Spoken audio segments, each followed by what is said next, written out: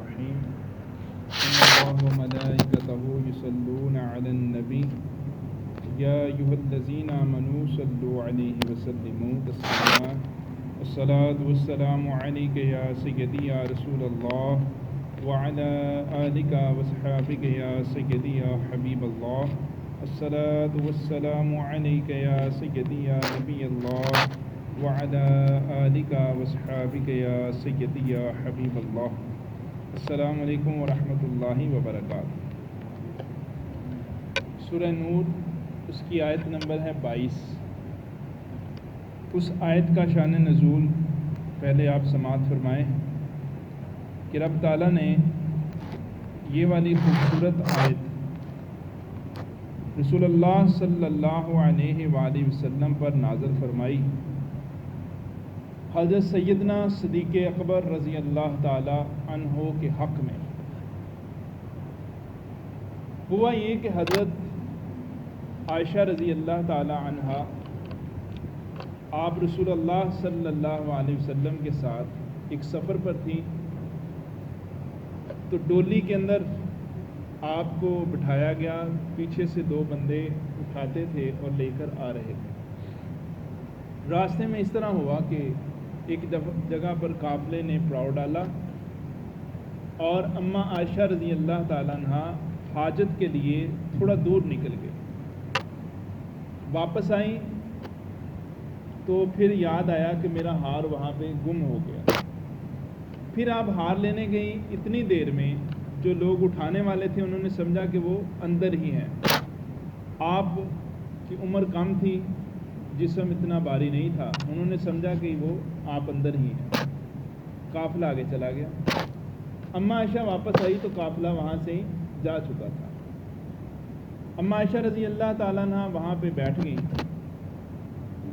معمول ایسے تھا کہ جب قافلہ آتا تو پھر پیچھے سے ایک بندہ تھوڑی دیر کے بعد قافلے کی کوئی چیز گری ہوتی، کوئی معاملہ ہوتا، سامان گر جاتا، وہ اٹھاتا تھا۔ وہ بندہ آ رہا ہے، اس نے دیکھا قریب آ کے کہ اماں عائشہ رضی اللہ تعالیٰ عنہ ہے۔ اس شخص نے، صحابی رسول نے اونٹ کو نیچے بٹھایا، اماں عائشہ کو اونٹ پر بٹھایا اور نکیل پکڑ کے آپ شہر کے اندر داخل ہو گئے۔ اب یہاں پہ جو یہود و نصارہ تھے، کفار اور مشرکین تھے، جو منافق تھے، وہ ہر وقت اس تار میں رہتے تھے اور ان کا معاملہ بھی یہی ہوتا ہے، جس کو جس بندے سے نفرت ہوتی ہے یا جو بندہ جس سے محبت نہیں کرتا، ہر وقت اس خیال میں رہے گا کہ میں اس کے اوپر کوئی نہ کوئی الزام لگاؤں۔ جیسے ہمارے ہاں مشہور ہے، ہمارے معاشرے کے اندر ہے، بندہ ہر وقت تاڑ میں رہتا ہے کسی نہ کسی طریقے سے علامہ صاحب پہ، کوئی نیک بندے پہ کوئی نہ کوئی الزام لگائے۔ اس وقت کے لحاظ سے موسیٰ علیہ السلام کے دور سے بھی یہ بات چلتی ہے۔ اماں عائشہ رضی اللہ تعالیٰ عنہ آپ جب شہر میں داخل ہوئی، اب وہ تو بڑے پکیزہ لوگ ہیں، لیکن جو شہر والے ہیں، کفار اور مشرکین اور منافقین، وہ تو گندے تھے اندر سے۔ انہوں نے کہا معاذ اللہ معاذ اللہ، اماں عائشہ اس مرد کے ساتھ آئی ہیں۔ انہوں نے اس کو غلط پروپیگنڈا کے ذریعے سے مشہور کر دیا۔ اب حضرت مستے حضرت ابوبکر صدیق رضی اللہ تعالیٰ عنہ کے خالہ کے بیٹے تھے، انہوں نے قسم کھا لی، یہ بھی ان کے ساتھ شامل ہو گئے، اس بات کے اندر یہ بھی شامل ہو گئے۔ سنی سنائی باتوں میں بندہ آ جاتا ہے تو یہ بھی اس بات میں شامل ہو گئی کہ ہو سکتا ہے یہ بات، انہوں نے الزام نہیں لگایا لیکن یہ بھی ان کے ساتھ شامل ہو گئے کہ ہو سکتا ہے ایسے معاملہ۔ تو حضرت ابوبکر صدیق نے قسم کھا لی کہ میں ان کو کھانا بھی نہیں دوں گا، پیسے بھی نہیں دوں گا، ان کے ساتھ اچھا معاملہ بھی نہیں کروں گا۔ اللہ تعالیٰ نے سورہ نور نازل فرمائی۔ اللہ تعالیٰ نے فرمایا الا تحبون ان یغفر اللہ لکم، کیا تم پسند کرتے ہو اللہ تمہیں معاف کر دے؟ اور یہ سب کے لیے ہے۔ حضرت ابوبکر صدیق جن کو اللہ کے نبی فرماتے ہیں، ان کی شان کیا ہے؟ دیکھیں شان کیا ہے کہ اللہ کے نبی فرماتے ہیں، آپ نے ایک دفعہ ارشاد فرمایا، بخاری شریف کی حدیث کا مفہوم ہے، آپ نے فرمایا جو شخص اللہ کی راہ میں ایک جوڑا دے گا، من انفق زوجین فی سبیل اللہ، جو اللہ کی راہ میں ایک جوڑا دے گا، کل قیامت والے دن جنت کے دروازے سے آواز آئے گی، یا عبداللہ ھذا خیر، اے عبداللہ ادھر آ جاؤ، تمہارے لیے یہ ٹھکانہ ہے۔ یہ حدیث آپ بیان کر رہے ہیں، رسول اللہ صلی اللہ علیہ وسلم حضرت ابوبکر صدیق سماعت فرما رہے ہیں۔ نبی علیہ الصلوۃ والسلام نے فرمایا جو روزہ رکھتا ہوگا نا فمن قام من اہل سیام دنیا من باب السیام، جو بندہ روزہ رکھتا ہوگا نا روزے والے دروازے سے آواز آئے گی. فمن قام من اہل صلاۃ دنیا من باب الصلاۃ، جو نماز پڑھتا ہوگا نماز والے دروازے سے آواز آئے گی. فمن قام من اہل جہاد دنیا من باب جہاد، جو جہاد کرتا ہوگا جہاد والے دروازے سے آواز آئے گی.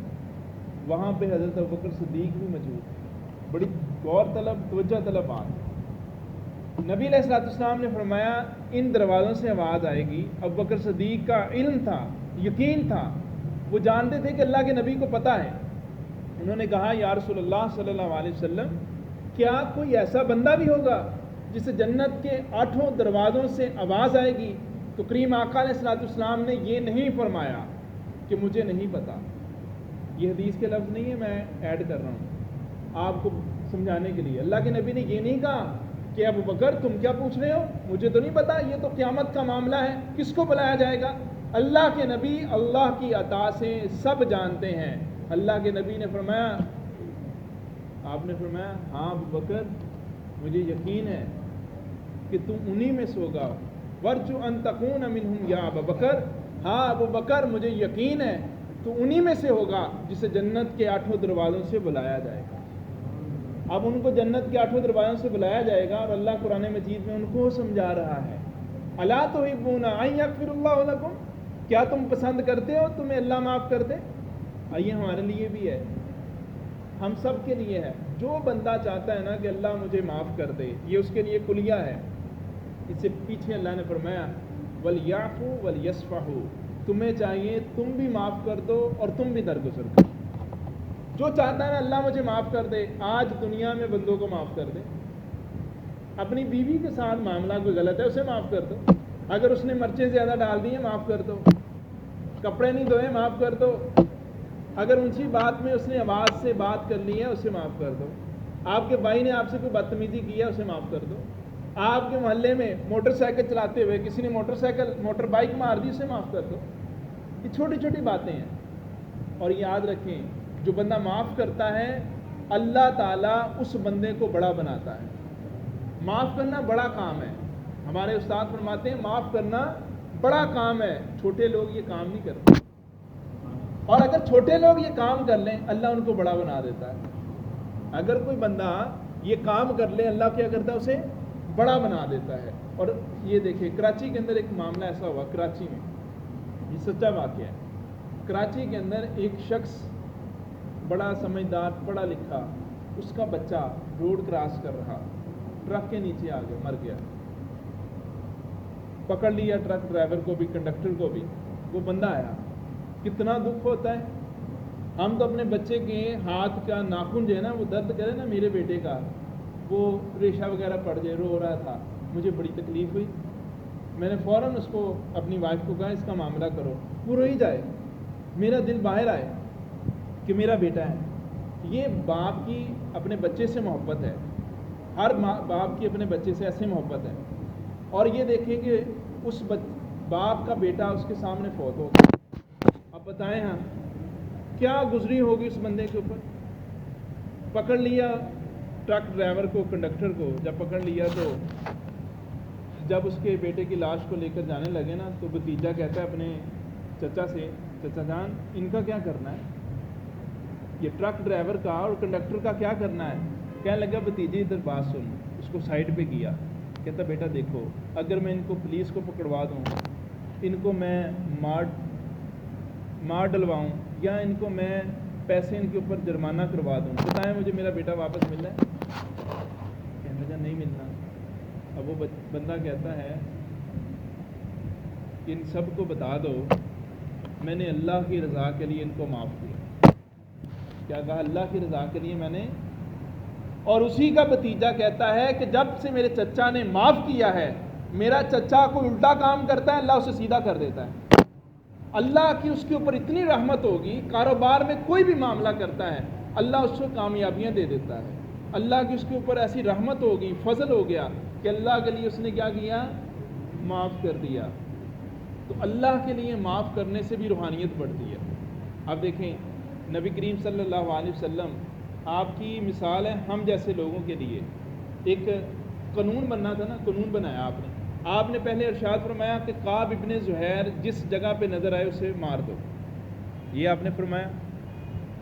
کعب ابن زہیر رضی اللہ تعالیٰ عنہ کو پتہ چل گیا کہ اللہ کے نبی نے یہ ارشاد فرمایا، وہ ایسے سر کے اوپر چادر لے کے نا اپنا چہرہ چھپا کے نبی علیہ الصلوۃ والسلام کی بارگاہ میں آ گئے۔ صحابہ بیٹھے تھے، اگر کوئی دیکھ لیتا تو نبی کا تو حکم پورا کرنا تھا نا۔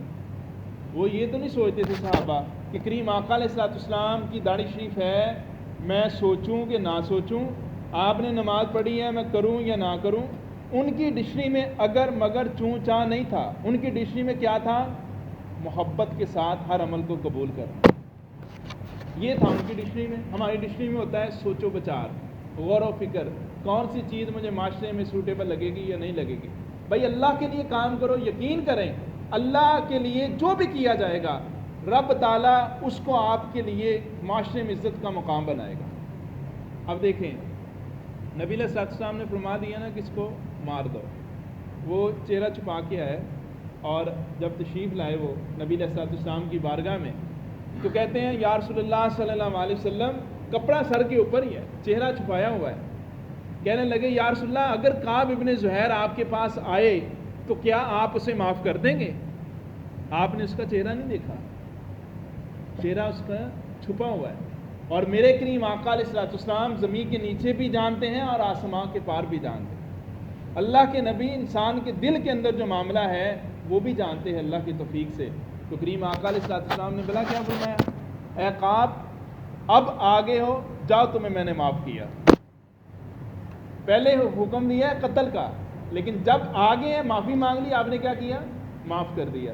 اب یہی ہمارے لیے قانون بن گیا کہ جب کبھی ہمارا کوئی معاملہ ہو، آپ نے یا میں نے منہ سے بات نکال دی بھائی میرا تیرا جینا مرنا ختم، آج کے بعد میں نے تم سے نہیں ملنا، اللہ کے نبی کا طریقہ کار ہے کہ جو تمہارے پاس آ جائے نا تمہیں سلام بھی کر دے، دل کو کشادہ کر کے گلے لگا دو۔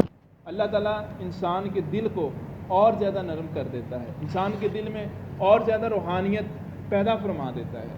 تو یہ معاف کرنا جو ہے نا ایسا عمل ہے جس سے معاشرے میں حسن پیدا ہوتا ہے، خاندان جڑتے ہیں۔ خاندان کیا ہوتے ہیں؟ جڑتے ہیں۔ اور جو بندے معاف نہیں کرتے ایک دوسرے کو، اس آیت سے یہی سمجھ آتا ہے۔ اللہ نے فرمایا کیا تم پسند کرتے ہو اللہ تمہیں معاف کر دے؟ اللہ نے کیا کہا؟ کیا تم پسند کرتے ہو اللہ تمہیں معاف کر دے؟ اس کا مطلب ہے اللہ چاہتا ہے جو بندہ دنیا میں بندوں کو معاف کرے گا رب تعالیٰ اسے آخرت میں معاف کرے گا۔ اللہ تعالیٰ بلا کیا کہتا ہے؟ اب دیکھیں ایک حدیث سماعت فرمائے، ایک بندہ گھر سے نکلا تو اس نے کانٹا اٹھایا۔